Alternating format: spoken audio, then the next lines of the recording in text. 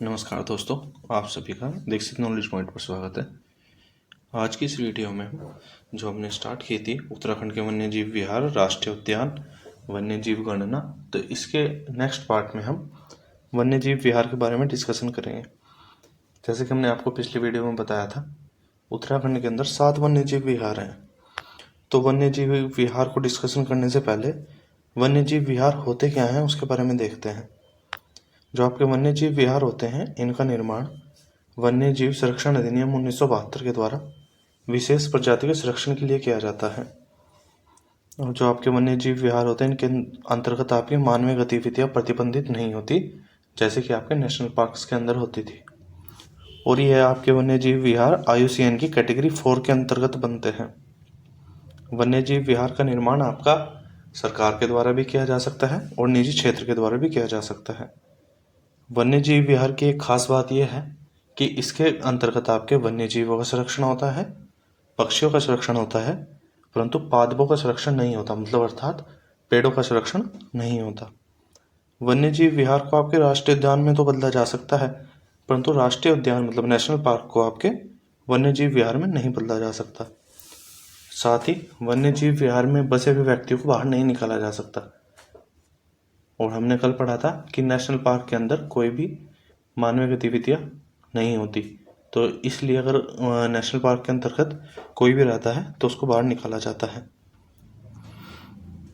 भारत के अंदर कुल 573 वन्यजीव विहार है, जिनका क्षेत्रफल की बात करें तो इनका जो आपका क्षेत्रफल होता है वो 1,23,762 किलोमीटर स्क्वायर होता है।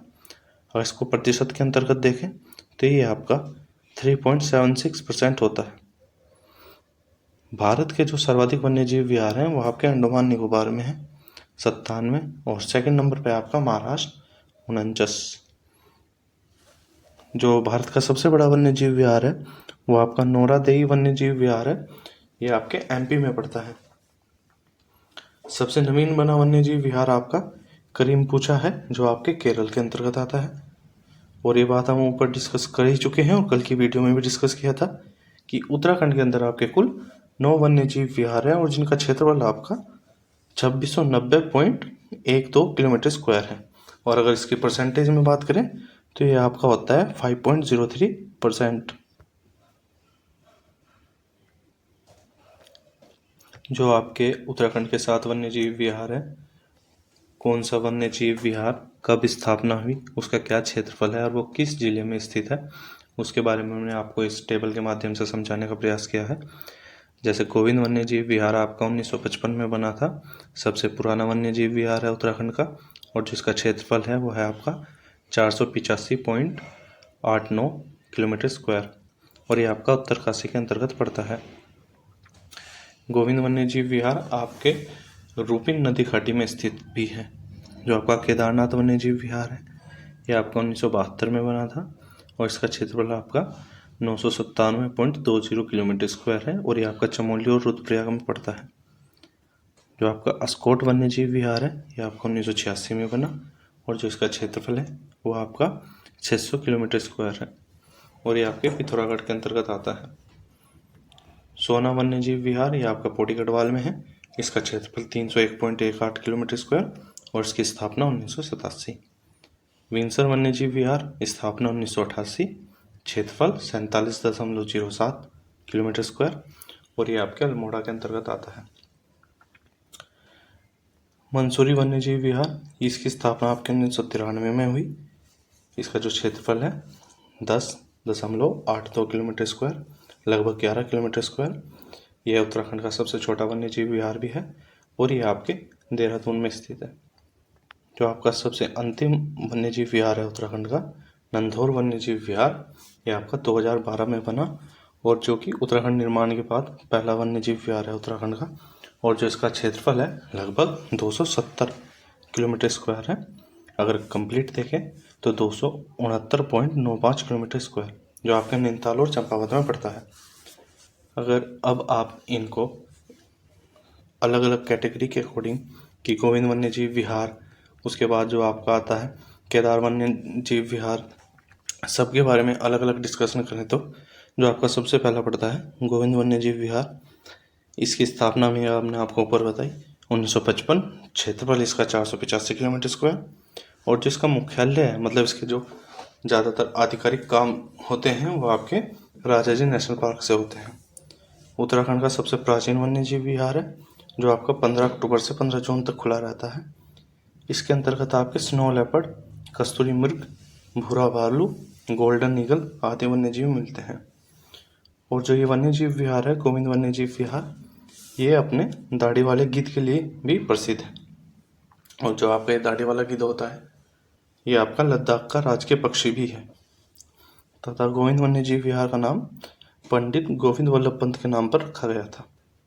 जो आपका सेकंड है केदारनाथ वन्यजीव विहार। इसकी स्थापना आपकी 1972। क्षेत्रफल 957 किलोमीटर स्क्वायर। जिसका मुख्यालय है वो कोपेश्वर में है, जो कि आपका चमोली के अंतर्गत आता है।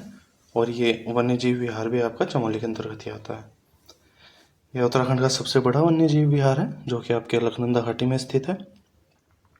और यहीं से कस्तूरी मृग प्रजनन या कस्तूरी मृग परियोजना भी शुरू हुई थी, जिसके अंतर्गत आपके 4 प्रमुख कस्तूरी मृग के लिए क्षेत्र बनाए गए थे, जो हम अगली वीडियो में डिस्कस करेंगे। यहाँ राज्य पक्षी हमारा राज्य पक्षी है मोनाल, वो भी पाया जाता है इसी केदार वन्यजीव विहार के अंतर्गत। और इस वन्यजीव विहार के अंतर्गत जो आपके अन्य जीव मिलते हैं, जैसे स्नो लेपर्ड, हिमालयन काला व भूरा भालू, पहाड़ी चूहा, जंगली सुअर आदि पाए जाते हैं। यह वन्यजीव विहार आपका अप्रैल जून तथा सितंबर अक्टूबर के मध्य पर्यटन हेतु खुला रहता है। जो आपका नेक्स्ट है अस्कोट वन्यजीव विहार, ये आपका पिथौरागढ़ के अंतर्गत है। और जो इसकी स्थापना हुई थी वो आपकी 1986। क्षेत्रफल 600 किलोमीटर स्क्वायर। और इसका मुख्यालय भी पिथौरागढ़ में ही है। जो उत्तराखंड के सर्वाधिक कस्तूरी मृग पाए जाते हैं वो आपके अस्कोट वन्यजीव विहार में ही पाए जाते हैं। और यह भालू के लिए भी प्रसिद्ध है, मतलब यहाँ पे भालू भी मिलते हैं। अस्कोट वन्यजीव विहार अप्रैल से नवंबर के मध्य पर्यटन हेतु खुला रहता है। और यहाँ पर आपको बर्फ का रीछ, भालू, थार आदि जीव भी मिलते हैं। जो नेक्स्ट है आपका सोना नदी वन्यजीव विहार। इसकी स्थापना आपके 1987 में। मुख्यालय लैंसडाउन। क्षेत्रफल 301 किलोमीटर स्क्वायर।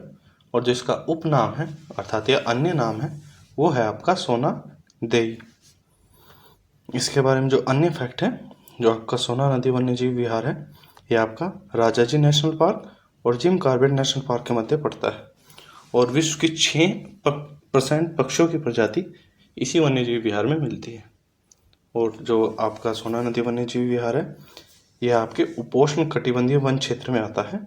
और जो आपके उपोष्ण कटिबंधीय वन होते हैं, इनके अंतर्गत आपका साल, शीशम, सेमल, हल्दू आदि वृक्ष मिलते हैं। सोना नदी वन्यजीव विहार को शिवालिक तराई बायोटिक प्रांत भी घोषित किया जा चुका है तथा यह 15 नवंबर से 15 जून के मध्य पर्यटन हेतु खुला रहता है। जो आपका नेक्स्ट है विंसर वन्यजीव विहार। इसकी स्थापना आपकी 1988। इसका क्षेत्रफल 47 किलोमीटर स्क्वायर। जो उत्तराखंड का दूसरा सबसे छोटा वन्यजीव विहार है। और जो आपका विंसर वन्यजीव विहार में है, जो आपका ये वर्ड है विंसर, ये एक गढ़वाली शब्द है जिसका अर्थ होता है नव प्रभात या नया सवेरा।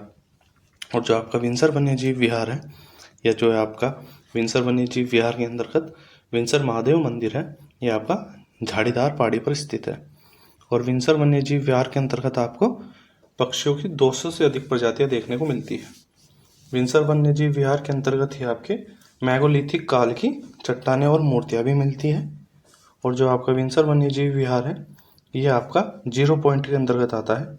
0 पॉइंट का मतलब यह है कि यहाँ से आप पूरे हिमालय के दर्शन कर सकते हैं। जो आपका विंसर वन्यजीव विहार है, ये समुद्र तल से 900 से 2500 मीटर की ऊंचाई पर स्थित है। और इसी वन्यजीव विहार में पांडवों ने अपने अज्ञातवास के समय एक ही रात में शिव मंदिर की स्थापना की थी, जिसे हम विंसर महादेव मंदिर के नाम से जानते हैं। जो आपका नेक्स्ट है मंसूरी वन्यजीव विहार या विनोग माउंटेन क्लेव। इसे विनोग माउंटेन क्लेव कहने का कारण यह है कि यहाँ ही पर आपके इसी वन्यजीव विहार के अंतर्गत ही आपके मंसूरी वन्यजीव विहार के अंतर्गत जो आपकी एक पक्षी देखने को मिलती है माउंटेन क्लेव, वो अंतिम बार यहीं पे देखी गई थी, उसके बाद उसको विलुप्त मान लिया गया। तो इसे मंसूरी वन्यजीव विहार को विनोब माउंटेन क्लेव वन्यजीव विहार भी कहते हैं। इसकी जो स्थापना हुई थी वो आपकी 1993 में हुई थी और जो इसका क्षेत्रफल है वो 11 किलोमीटर स्क्वायर है तथा इसका जो मुख्यालय है, मतलब इसका जो भी कामकाज होता है वो आपका राजाजी नेशनल पार्क से होता है। यह उत्तराखंड का सबसे छोटा वन्यजीव विहार है और इस वन्यजीव विहार के अंतर्गत आपके कुछ प्रमुख वृक्ष प्रजातियां पाई जाती हैं, जैसे कि देवदार के वृक्ष हुए, चीड़, बांज, बुरास इत्यादि। जो आपका मंसूरी वन्यजीव विहार है ये पर्यटन के लिए साल में 2 बार खुलता है, जो कि मार्च से जून में तथा सितंबर से नवंबर में। ये फैक्ट हम आपको ऊपर बता चुके हैं कि इसे जो आपके मंसूरी वन्यजीव विहार है इसे विनोब माउंटेन क्लेव वन्यजीव विहार क्यों कहा जाता है। जो आपका अंतिम वन्यजीव विहार है नंधौर वन्यजीव विहार, इसकी स्थापना आपकी 2012 में हुई और इसका क्षेत्रफल 270 किलोमीटर स्क्वायर है। तो यह उत्तराखंड निर्माण के बाद बनने वाला पहला वन्यजीव विहार है, इसलिए इसको सबसे नवीनतम वन्यजीव विहार भी कहते हैं। तथा इस वन्यजीव विहार को तीसरा जो आपका टाइगर रिजर्व, उत्तराखंड का तीसरा टाइगर रिजर्व बनाने के भी प्रयास किए जा रहे हैं। जो उत्तराखंड के पहले 2 टाइगर रिजर्व हैं वो आपके जिम कॉर्बेट नेशनल पार्क और जो आपका सेकंड है वो है आपका राजाजी नेशनल पार्क। इसको टाइगर रिजर्व बनाने के जो प्रयास किए जा रहे हैं उसका कारण यह है क्योंकि ये तराई आर्क का क्षेत्र आता है। तराई आर्क का मतलब कि एक चाप के आकार में जो आपके 3 प्रदेश मिलते हैं इसमें, जैसे कि उत्तर प्रदेश का क्षेत्र आता है, उत्तराखंड का क्षेत्र आता है और कुछ नेपाल का क्षेत्र भी आता है। तो इसलिए इसे तीसरे टाइगर रिजर्व के रूप में बनाने का प्रयास किया जा रहा है, क्योंकि इस क्षेत्र में जो आपके टाइगर हैं वो बहुतायत में मिलते हैं, मतलब बहुत अधिक संख्या में पाए जाते हैं। और यहीं पर आपके नंधौर वन्यजीव विहार में ही काला भालू, लंगूर, बंदर, जंगली सुअर इत्यादि जीव भी देखने को मिलते हैं। तथा जो आपका नंधौर वन्यजीव विहार है इसको भी आपके सफारी के लिए खोल दिया गया है। तो ये थे आपके उत्तराखंड के 7 के 7 वन्यजीव विहार। इसी सीरीज के अंतर्गत जो आपकी हैं उत्तराखंड के वन्यजीव विहार, राष्ट्रीय उद्यान, वन्यजीव गणना, इसके अंतर्गत ही हमको अब इसके अंतर्गत आपके जो जीव गणना है या जीव जनगणना है उसके बारे में अध्ययन करना है या उसके बारे में डिस्कशन करना है। और इसी से जुड़े हुए कि आपके जो उत्तराखंड के अंदर वन पाए जाते हैं वो कितनी कितनी ऊंचाई पर कौन कौन से वन मिलते हैं वो भी हम इसके अंतर्गत ही डिस्कस करेंगे। अगर आपको ये वीडियो पसंद आई है तो आप इसको लाइक कर सकते हैं। किसी भी तरीके के डाउट या सुझाव के लिए आप हमको कमेंट कर सकते हैं और इसी तरह की उत्तराखंड जीएस से जुड़ी हुई अन्य वीडियो देखने के लिए आप हमारे चैनल से जुड़ सकते हैं। धन्यवाद।